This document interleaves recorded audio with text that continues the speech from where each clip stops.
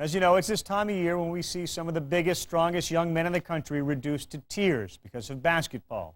Tears of disappointment, tears of sadness, then there are tears of joy. Events move people, but once in a great while, a person comes along who impacts others in ways that words can't explain. Luol Deng of Duke is a world-class basketball player who has seen more of the good and bad this world has to offer than most. Tom Rinaldi on Luol's life, the highs and the lows that landed him at Duke. My name is Luol Deng. I'm a member of the Dinka tribe. I'm a member of the Deng family. I'm a member of the Duke Blue Devils. I cannot remember. I cannot forget.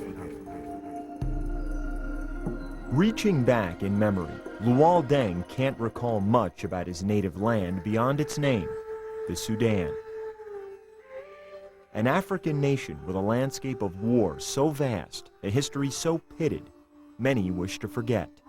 Not Luol. Just for me to forget about where I come from now, it would really be bad. I mean, you could see it in me, in my family. It's something I can't let go of, so if I let go of, I'm not really being true to myself.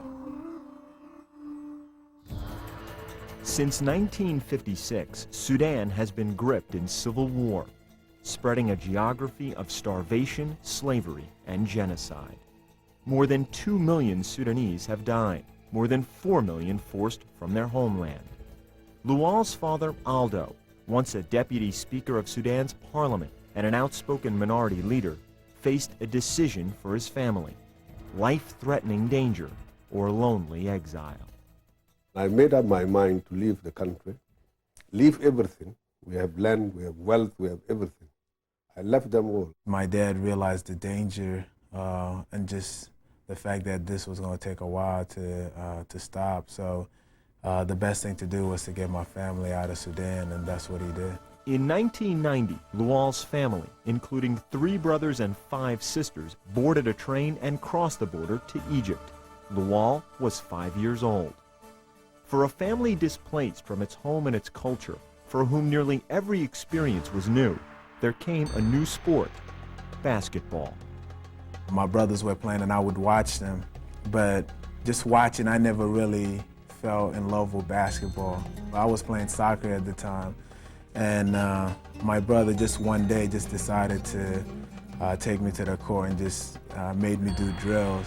I remember that day. It wasn't fun at all, but now I thank him for that, and just since then I stuck with basketball. A fellow Dinka, a member of the Deng's tribe, taught Luol and his brothers how to play the game, summer after summer. Manu Ball, who played in the NBA for a number of years, took a vacation and went to Egypt, and he heard about this court where everybody just plays. So he went there and checked it out, and he just found the passion of teaching people from his country how to play basketball. After 5 years in Egypt, 10-year-old Luol and his family were uprooted again. In 1995, the Dengs, as refugees, were granted political asylum in England.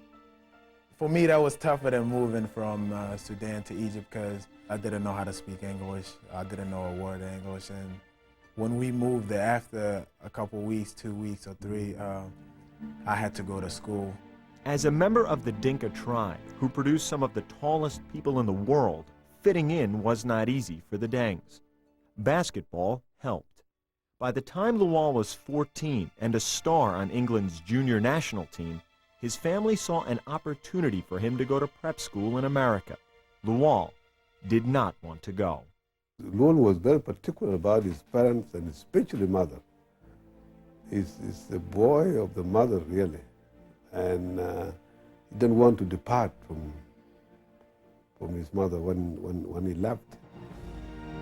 Arriving at the stately campus of New Jersey's Blair Academy in 1999, Luol and his older sister Arek met Coach Joe Mantegna.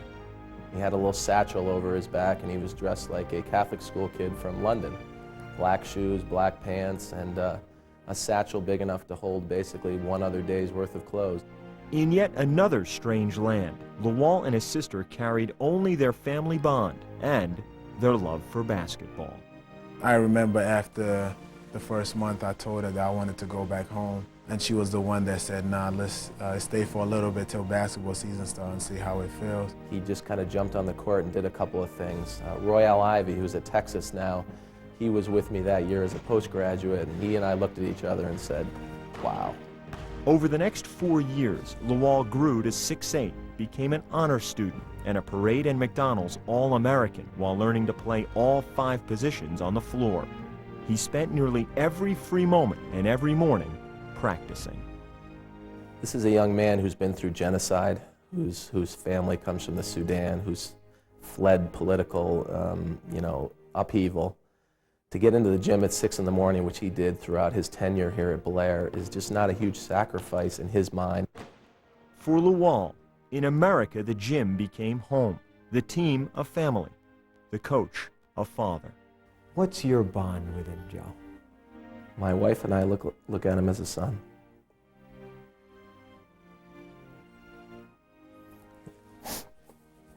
Emotional talking about him. It's a part of my family. Deng's new family is the Duke Blue Devils, his new home, Cameron Indoor Stadium. At the start of the month, he led all ACC freshmen in scoring, rebounding, and field goal percentage. But through this season, surrounded by manic crowds and facing intense competition, Deng's mind still travels across the world to the Sudan just before tip-off. Sometimes before the game, like when the national anthem comes on, sometimes I say to myself that, it would be great to hear my national anthem every now and then. It'll cross my mind like those times, but it's better when I don't think about it. I asked him, you left your homeland at a very young age. When do you miss it? And he said, sometimes when the national anthem plays before games. Start crying. Jesus. That's a tremendous thing. And, that's where you have to understand that he's a very special kid. When he says that about the national anthem, come on. How many kids even feel that about our own national anthem who are here? I'm very lucky to have fans that screaming my name, but there's the same kid my age in Sudan who had to go to war a lot earlier and probably a lot tougher than I am, or he's saving lives. I'm winning basketball games, so I know how lucky I am to be here.